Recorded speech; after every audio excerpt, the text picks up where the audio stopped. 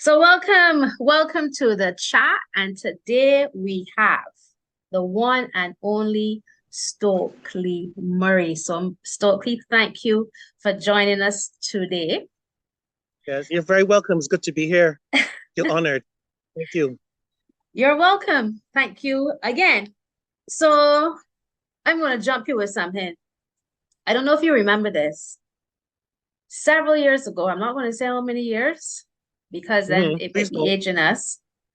I hmm asked you, I'm sure it was you, I don't think it was your dad, where your name came from. hmm And I remember that it had to do with Stokely Carmichael.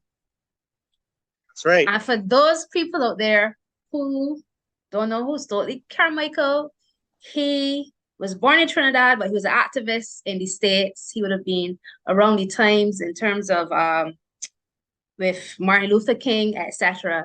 And he also is the person who came up with the slogan Black Power. So there's a lot of Hmm. history to that name, Stokely Murray. Oh boy. So Yes, please. therefore, oh boy, therefore I'm Wonder going where to you're going with ask, this. I I wonder am where you're going to going with ask this. you, I'm going to ask you, who is Stokely? Stokely Murray. Who is the well? Uh, First things first. I believe that there's power behind the name, That's true. right? Mhm. And I just don't believe that you just are given a name or anointed a name for the sake of. I believe God assigns and appoints a name for a particular reason. So in doing my history and knowing who I was named after, Stokely Carmichael, now known as, well, who died as Kwame Ture, he was an inspiration to my father, who was caught up in the Black Revolutionary period, the late 60s, early 70s, and he was determined to name me after him, Stokely Carmichael. So in learning about Stokely Carmichael, he was a revolutionary spirit and seeking improvements in mankind, especially members of his Black race, men and women, and future Black races as well, all over the world. So having that name bestowed upon me, I could feel there's a little bit of a revolutionary spirit within myself. I don't really go follow trends, or I learn from the trends, but I like to create my own niche and my own path and seeking improvement in my life and those around me. So I would say Stokely is a caring, revolutionary, loving spirit who is seeking the best for himself and is still trying to, I guess it's clearly more as the older you get and you're determined in doing great things or want to do great things to benefit others first and foremost. I think it becomes clear what you're destined to do and what you would like to achieve. So I know I'm well down on that path with who I am as a person. And I can see that in my life, certain situations have come where I had to become a little radical. There was a time at Barbados Community College where, when I was president of the Student Skill, I had to lead a mini revolution or semi walkout because one of the students was being treated unfairly. I won't call his name, but people talk after the show, I'll tell you who it was, or who it is actually. Mhm. And I felt it was prudent and very important to defend him because they were seeking to remove him from the school or prevent him from doing his final exams because of a really unfair law within the bylaws of the institution that was Okay. hampering his future. Okay. So that is within me, but I could say that my life has been one that wants to give and wants to just make persons feel happy and have a peace of mind, and knowing that you have an opportunity to see the best within yourself. And I don't like persons being disadvantaged. I get very passionate about that because I too don't like to be disadvantaged or taken advantage of. I'm manipulated. So I can say a lot of things are going on, but that sums up Stokely in a big nutshell. Okay. And that's great because we are focusing a lot of our episodes on having what we call the man chat, where we can have conversations with men, varying ages, so that their lives can help inspire some of the younger men out there. And I think with what is happening in society at this point in time in terms of violence and crime and stuff like that, the young men need guidance, and it starts, and I think you and I have had these discussions, it starts from childhood, to bring a boy into a man. So let's roll on here because you're wearing the shirt. Yes. And I have the book. Oh, look at you. I have mine too. Yeah. I have the book. So we need to have a conversation because many people know your voice. They know that you are on the radio. You've obviously worked at various radio stations in Barbados, and you're a DJ. But many people may not know about the other passions and dreams that you have. So now is the perfect time to talk about Nantambu Publishing and the fact that you have this publishing company, but that you're also an author. So that's right. Let me know where this started.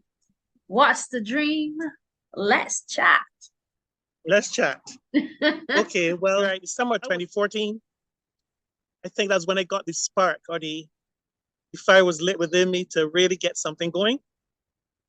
But I just didn't want to write an autobiography or something typical. I want to really embellish or really show a character, a young 13-year-old boy who lives in this neighborhood called Gutterper Avenue here in Barbados. A fictitious avenue, fictitious neighborhood. And he's being raised by his mother, Francine, who single mother. And you know how it goes for single mothers. She's a strong, independent, courageous, brave, intelligent woman who is seeking to plant encouraging and seeds of learning and passion within her young boy, who is highly intelligent, very athletic, a leader at school, but just a naughty, very, very naughty boy. As naughty boys are at that age, getting himself into trouble.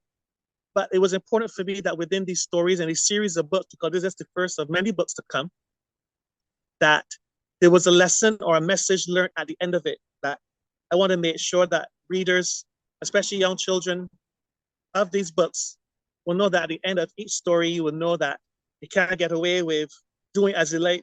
You have to be obedient and respectful to your elders and to the law, and to respect your community also.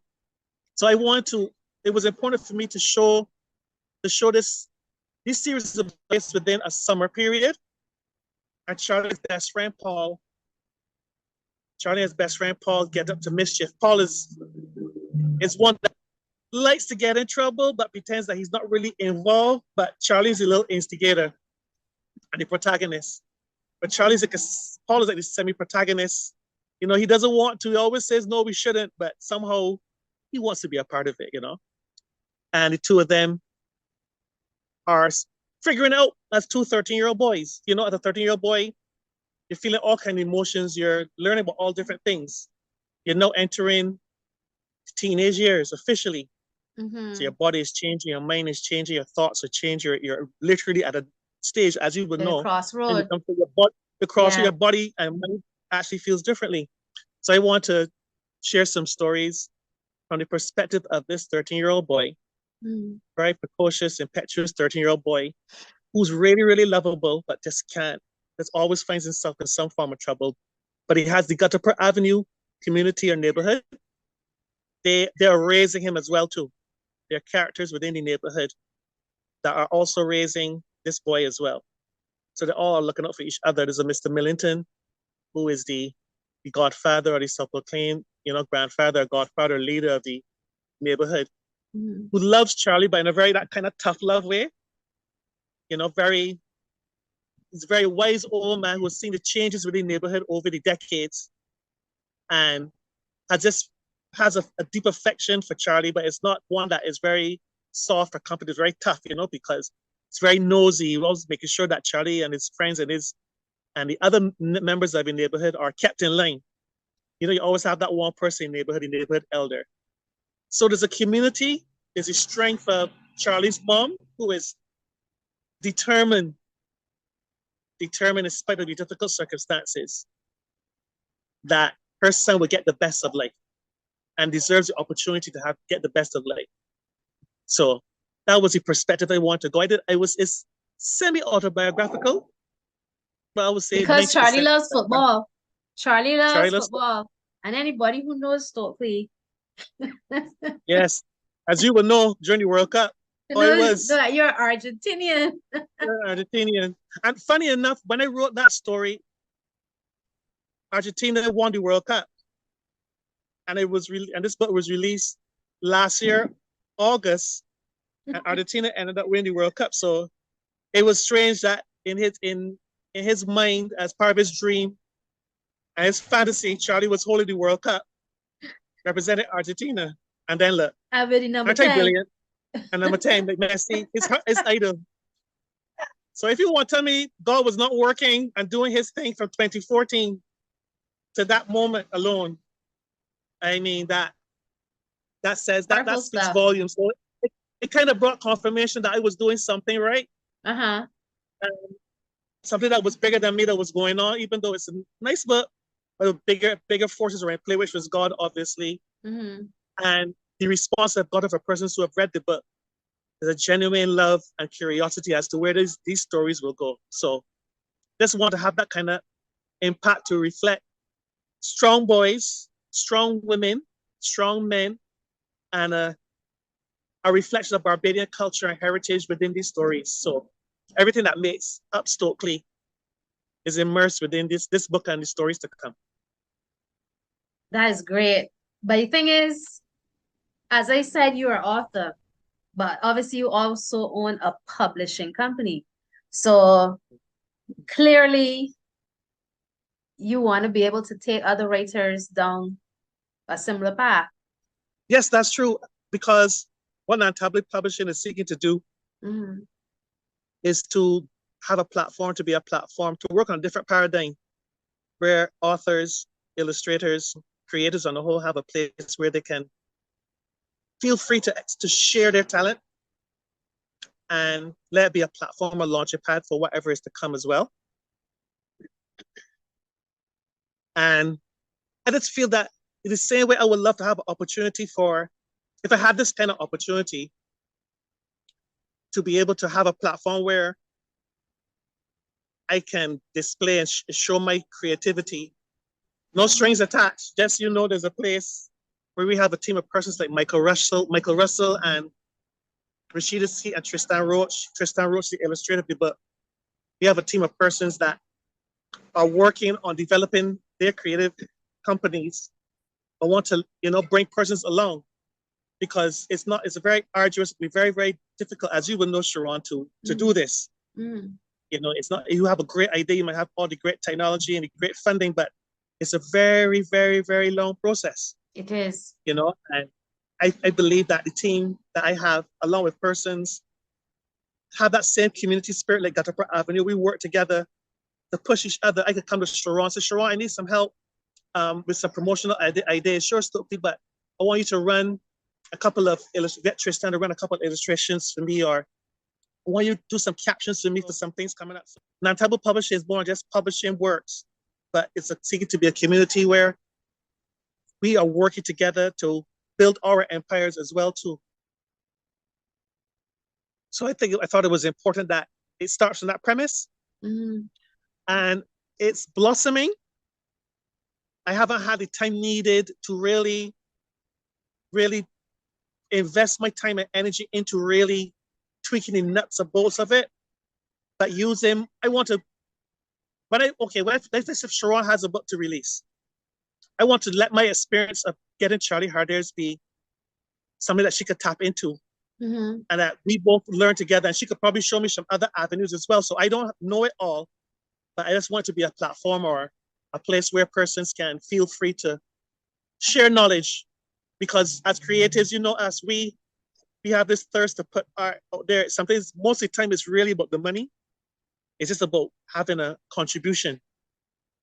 and changing the space and stimulating imaginations and dreams. So that's what non-taboo publishing primarily is about. And it's growing and evolving. I haven't had the time needed, honestly, I'm gonna keep it real, where I can really invest in really letting it do what I want it to do, because I'm really working on getting the second book out.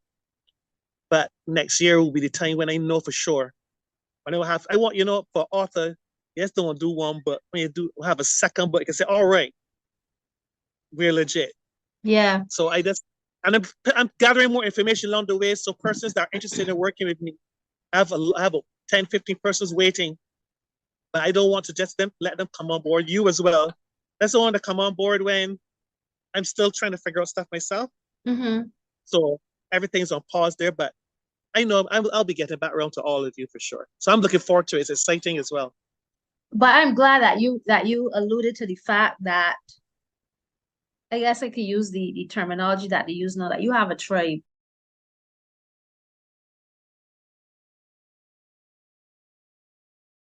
Persons who are surrounding you to push that. And, I think sometimes, especially a lot of young men out there, are challenged with finding that circle of positivity. Because finding a circle of negativity is so easy. It is so easy. And you would know as a journalist that I guess the most negative news sell. People like a lot of things like that. Yeah. Whereas a feel-good story may not get the same response or get the same circulation as somebody was shot, somebody, get charged for murder, that kind of thing. So I'm glad that you have stressed the fact that you have this team, that really, connects the dots for you. So I already heard you say that after Charlie Hart, obviously there are more books, there are more projects that you want to work on.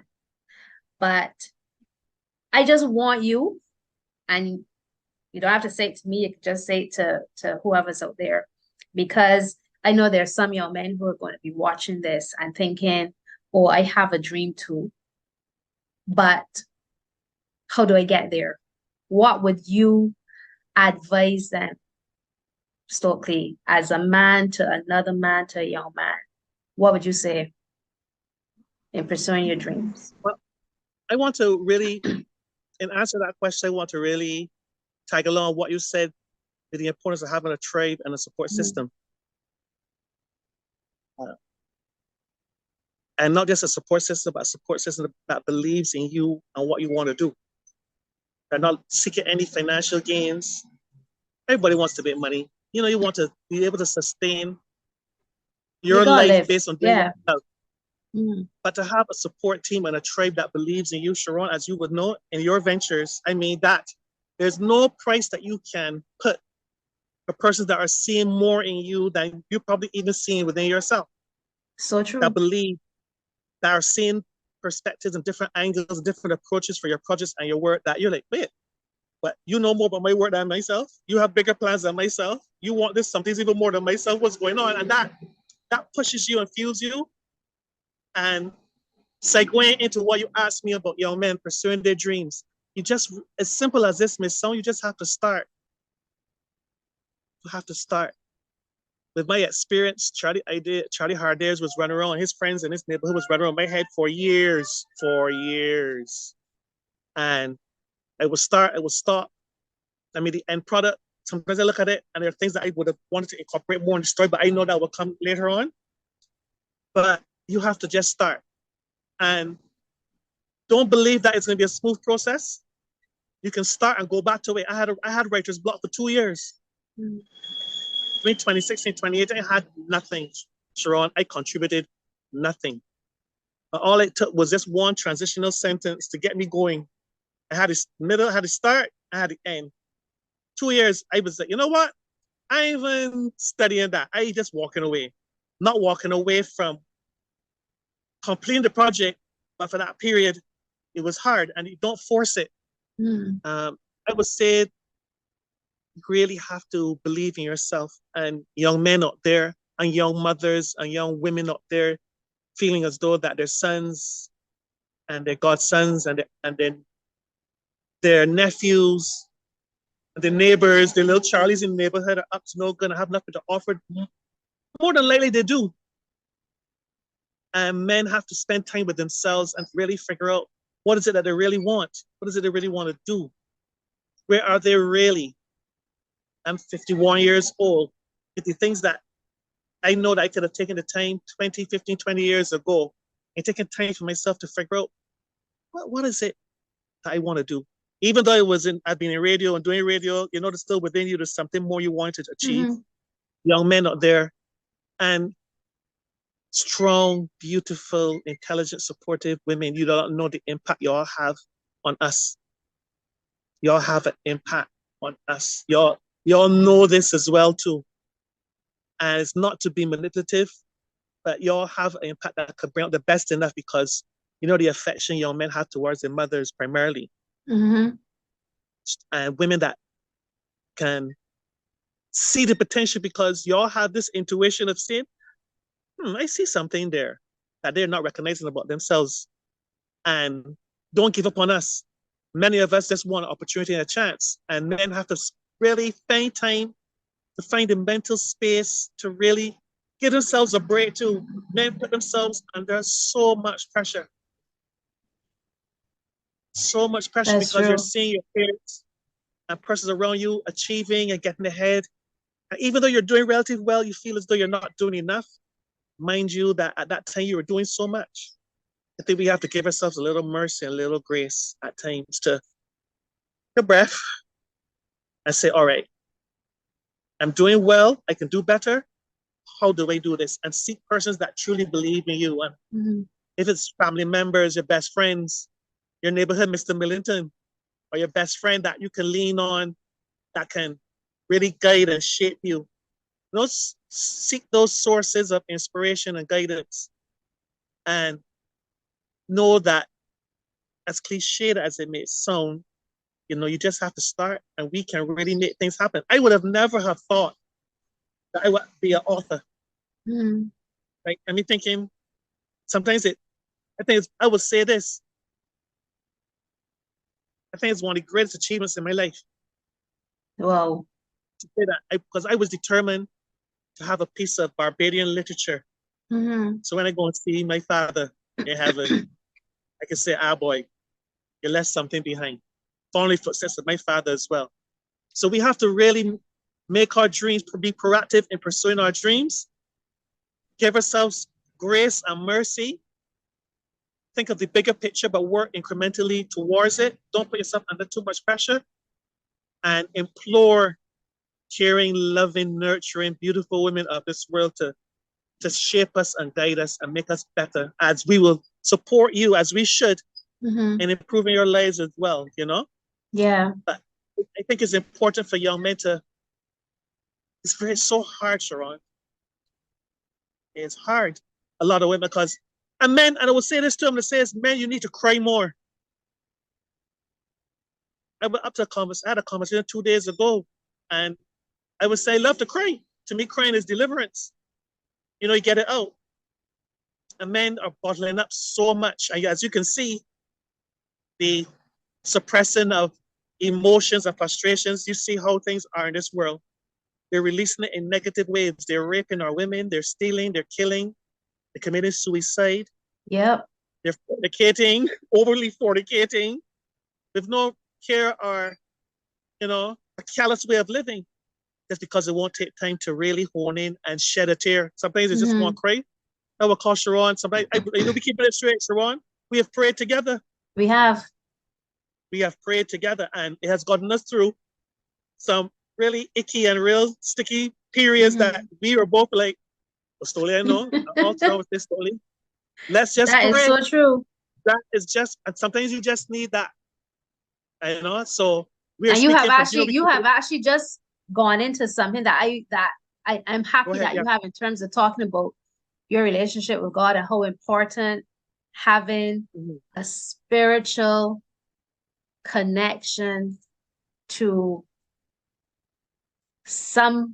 well, I guess different people believe in things, but having that spiritual connection is so important. I have a friend who's a Mm. Muslim. I'm not Muslim, but he and I have been able to support each other because we have the same kind of belief system in terms of believing in that higher being, and we encourage one another.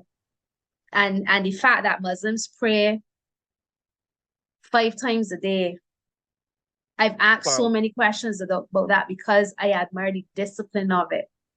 And if people in Christianity could be so disciplined, then the world would be a whole lot different. Yeah. I'm part of a Bible study family that come from different backgrounds, live in different places in the world. Every Wednesday and Sunday we get together and share experiences and deliver word. And I've always believed in a greater being. Sharon, there has to be someone or some being out there that is doing things, protecting us from dangers and saving us and loving us and creating things every second beyond this. I can't. To everyone has their own belief system, yes, and they believe what they want to or not, or not. And I Yeah, accept that as well. yeah. You I'm have, still you have along with, to. you have to, but it was important for me over the past like 4 to 5 years to really build a relationship. I'm not a Bible beater. I just believe that how I conduct myself, how I carry myself, and what I speak and what I seek to do emanates from God for me. Mm-hmm. And I want to, and it goes back to support systems again, because the Bible study family, Sharon, and persons like yourself have changed my life, have changed it. So I can't believe that it's by chance that we happen to get close and become friends, and these things are put in place. There are forces and there's a higher being, a God that is making these things happen. Mm-hmm. For me, it was important to develop a relationship with God to learn more about myself. And I'm still doing that. And it's bringing solace to me. It's bringing a peace of mind in difficult situations and circumstances where I can read scripture, listen to a sermon. I can listen to motivational speakers from persons who aren't Christian, Yeah. but seeking solace and advice and friends and persons that are just present. So for me personally, I can say my spirituality has helped me in tremendously and continues to do so. Mm-hmm. As evidence here, and I mean, look, I can, I mean, who would have thought Yeah. that I could say I'm an author? And as insignificant as many say, Stokely Murray, you're making a big deal. When you are achieving little milestones Your mouth. Yep. like that you feel as though like no matter what, Sharon could say, for me, I wrote a book. I'm not defined by the broadcaster. Because we have the same kind of belief system in terms of believing in that higher being, and we encourage one another. And the fact that Muslims pray 5 times a day, I've asked so Wow. many questions about that because I admire the discipline of it. And if people in Christianity could be so disciplined, then the world would be a whole lot different. Yeah. I'm part of a Bible study family that come from different backgrounds, live in different places in the world. Every Wednesday and Sunday we get together and share experiences and deliver word. And I've always believed in a greater being. Sharon, there has to be someone or some being out there that is doing things, protecting us from dangers and saving us and loving us and creating things every second beyond this. I can't. To everyone has their own belief system, yes, and they believe what they want to or not, or not. And I Yeah. accept that as well. Yeah. You I'm have, still you have along with, to. you have to, but it was important for me over the past like 4 to 5 years to really build a relationship. I'm not a Bible beater. I just believe that how I conduct myself, how I carry myself, and what I speak and what I seek to do emanates from God for me. Mm-hmm. And I want to, and it goes back to support systems again, because the Bible study family, Sharon, and persons like yourself have changed my life, have changed it. So I can't believe that it's by chance that we happen to get close and become friends, and these things are put in place. There are forces and there's a higher being, a God that is making these things happen. Mm-hmm. For me, it was important to develop a relationship with God to learn more about myself. And I'm still doing that.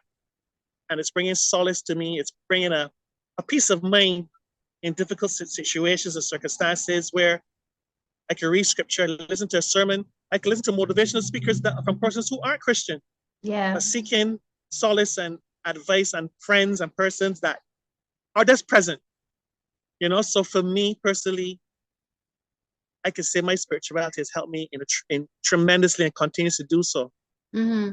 As evidence here, and I mean, look, who would have thought Yeah.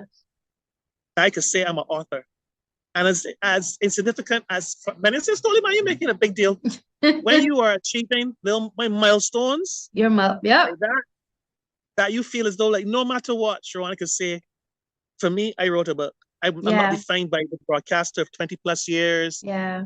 or number of sports, or hanging out and having a good time and talking the usual foolishness. It was important to show another side of myself, Mm-hmm. and it could only because of God for me. And I had to have the opportunity to, and the persons that have come and be a part of my life to indirectly and directly guide me and motivate me and encourage me along the way too. And the thing is, that achievement alone can do so many things to your psychological health. And people don't realize it. I mean, as you said, you set milestones, you hit these milestones, and you feel as though you have just conquered Mount Everest. Is an achievement. And I'm proud of you. Yes. And I'm Thank you. happy that you're going to continue along your path and bring out more in the Charlie Harder's series. And yes, for sure. I thought it was funny, and props to Tristan on this, that Charlie Harder's actually has a Harder's hole in his ear. It is true. But no, you're going on the right path. And young men out there who have logged on, who are watching, I mean, I invite anyone who wants to share their story to come and share your story, because we have to be able to change this world. This world is going down a path that it needs to pivot and come back to something more positive, because I don't know, Stokely. I don't know, Sharon. I don't know. And now that you said that too, Sharon, you have to change. You have to. We don't have any choice. Sharon, see how things are? Yep. Within even last year alone, we have to make it. We have to find a way to pivot. Yep. Because going down this way now, where's this going to lead? Distraction, self-destruction. Exactly. And hurt and harm and pain for those that we love. And it is scary, man. And the thing is, for small island, to see these things happening, it hurts. It hurts to the core. And I mean, I'm talking with you. I'm having a lot of other chats with a lot of other men, and there's this young man, and I call him young. He's my age, but I call him young, Dean Squires, and he's taking sports. And I happen to be at one of his basketball tournaments on Saturday. He's taking sports to mentor young men and young women and he uses the YMCA. And only yesterday I said to someone, corporate Barbados, people are always saying, let me put my money where my mouth is. And the YMCA could do with some help. And they're trying to help the young people within this community. And they're the kind of organizations who really need, some injection of funding to really make a difference, because we have to make a change. We have to make a change. Have to. There's no doubt. And there are persons that want to make those changes. I really believe that there are more persons that want to make those changes than not. Yeah. Look at persons like ourselves, and I bet we could sit down here and think of 20 people we know that would like to have the opportunity to make a change. And I bet those persons are not They're not intertwined with who we've been knowing. They might not be the same person. Probably two of them, maybe. Yeah. There are many of them, and you become so disillusioned. You say, "Man, I could as well," because if the private sector or persons with access to the means, the ways The and means to get the resources. things Yep. done, have no interest, why should I bother? Yeah. But I think Yeah. platform that what you're doing, Sharon, highlighting persons that are within themselves, seeking change within themselves, and want to make positive movements and positive pivots in their lives and in others' life for the bigger picture. Because I believe there has to be a bigger picture to all of this, and Yeah. goal that is bigger than us. And it doesn't come down to saying, well, I can puff my chest out and tap myself on the shoulder and brag that I did this, I did this, I did this, I did that. I think we want to be able to look back and go like, I made a difference though, in some form or fashion that led to a pivot within someone's life, a community's life, a country's life, and let that manifest as it should manifest, Yeah. you know? Yeah. That's That's all. important. You believe innately that we are like that we generally are good persons, but we get led astray and we get frustrated and we take it down the wrong path for whatever reason. I think that probably what happens is that people get distracted by other things in life and forget. Because taking up a telephone and reaching out to somebody just to say hello, I'm thinking about you, doesn't happen as often as it should. And I think if people start to focus more on, let me be kinder, let me be more loving, let me do a lot of these positive things, that the dynamics of the world can change. I often say that I think my purpose is bigger than what I focus on. I would like to be able to change the world. And I tell myself daily, you may not change the world today, but you're working towards it. And you have to keep telling yourself Yes. that. Yes. You have to keep telling yourself that so that then you focus on whatever positive things you can do in life, And it could be a little thing. It could be a simple thing. Up to it was either Friday or Saturday. I went to a little convenience store, and this lady, I'm always seeing her. For some strange reason, I always end up giving her. She always short $2 or something. And this particular day, she was short $4 to buy something. And she said to me, I would rather ask somebody than steal, And I just thought to myself, it's nothing for me to give her $4. It's nothing for me to give her $4 because she was going to buy something for her children or something, and it was nothing for me to do it. And other people were like, "Oh, ma'am, move around me.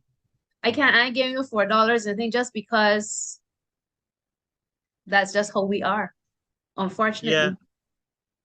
You realize too that when you show act of kindness to someone else, the initial reaction is shock. She's like, Yep. there has to be some hidden agenda. Given that Yep. those are $4 there. It's like, wait, where's she doing this? She wants something in return. And genuinely, you just want to help and move on with your life. You may not even see that person again in life. Yeah. But that gesture alone, even though there may be little, circumspect as to the meaning behind it, that gesture alone, not the money, but the gesture, act. Yep. the act in itself, you can never say that someone did not do anything good for them and that they cannot do the same. And as you said, more empathy, more sympathy, and being more intuitive and being aware that a person needs a little help or asking a question, because you know what pride does? I take the money from him or her because they may feel as though it's something that they don't want in return. And I want to see me in a situation that I am struggling. Pride in your ego comes out and say, man, no, I good, man. So you say, but yeah, I good. Don't worry about me. And really and truly, that little $4 could have really helped in some form or fashion. But we have to remove pride as well too. The pride to in being wary of persons generally want to do well, and removing the pride in saying about you what's the sense of helping someone. There's always sense and meaning and goodwill in doing that. You may not say it there and then. You might give them the $4 and say thanks. or they might not say anything. But I may go, see, I shouldn't have given you $4. But don't worry about that. We got to just move on. You know, I've had those times. Like, but I can't believe I had to swallow your pride and go, you know what? Move it on. Let's move on. Yeah. Part. Yeah, exactly. You did your part. You did your part. Yeah, we did our part. So. That's right. Well, Stokely, I want to thank you. And I think we have to have another chat some other time. I think so. There's more we have to discuss. There's more. There's definitely more. So we will arrange that we can have a chat. But I'm happy for what you've shared today. Powerful stuff. And I love your heart. I love the genuineness of your heart. You know, because there are not many men who will come out and say cry. But you gotta be real. Cry. You gotta be real. I probably cry when we finish here. I'm not ashamed. No, but because we have tackled on some things that would tug at your heart, you know? Yeah. So I am cool with that. Yeah. So I want to say thanks to you, Sharon. I want to say thanks to my father, Glenn Murray, Lynette Murray, my mother, who's no longer here, my birth mother, Floyd, who the book is dedicated to, my sister, Ayodele, my great friend, Nicole Collomore, very inspiring in my life and her family. The National Cultural Foundation for believing in me, team of turntable Publishing, Michael Russell, Tristan Roach, and Rashida as well. And for those that have been prominent in my life and continue to support me. And I'm really, really thankful. As you said, you know, it's important to not only give, but show thanks and show appreciation for those that have contributed in whatever way or fashion, you know. And this book there are more things to come, Sharon, but you see book 2. I just need to show this picture. Yeah. And then the forward from your dad. Picture about my father. Yeah. Yeah. You know, and speaking of powerful, strong Black men, I can say that I've been blessed to have one. I can say who's my hero in Glenn Murray. Easily, hands down. So there are more great men and great persons wanting to do more and do right by themselves and right by the world than not. But Sharon, I want you to continue to do what you're doing. You have so many things going on in your life. But I know that within that is a genuine heart and a passion and desire to make things a bit better for everyone. Thank you. So thank you too for this, and I really appreciate your time, you know. Yeah. So one other last question. If somebody wanted to get hold of one of these. Well, they could call me at 230-2129. They can email Nantambu Publishing, NANTAMBU Publishing @gmail.com. They can go to Days Bookstore, UE Bookshop, Gifts and Things in Sheraton, Cloister Bookstores. You'll be able to download and get these books online as well, in a matter of weeks. So cool. Yeah. Well, once you share that with me, I will share that for you. Thank you. I know that. You're welcome. Yes, please. Right. So thank you, Mr. Stokely Murray, for your time, for your words, for your heart. Thank you.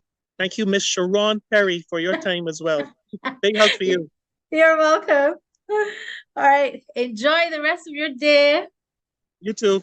Be good. Thank you. All right. Bye-bye. All right. So we just had Stokely Murray on. Stokely is a dynamic individual. I want to thank him for his words as we explore what we call man chat. Yes. So for those of you out there who have boys, young men, people that you want to inspire, get them on. There'll be some more episodes where we feature men, where we hear men have honest words for you out there. So thank you for joining us today on The Chat. And if you like our videos, subscribe to our channel. so that you can receive that alert once we've posted another one to share with you. Until then, Perry out.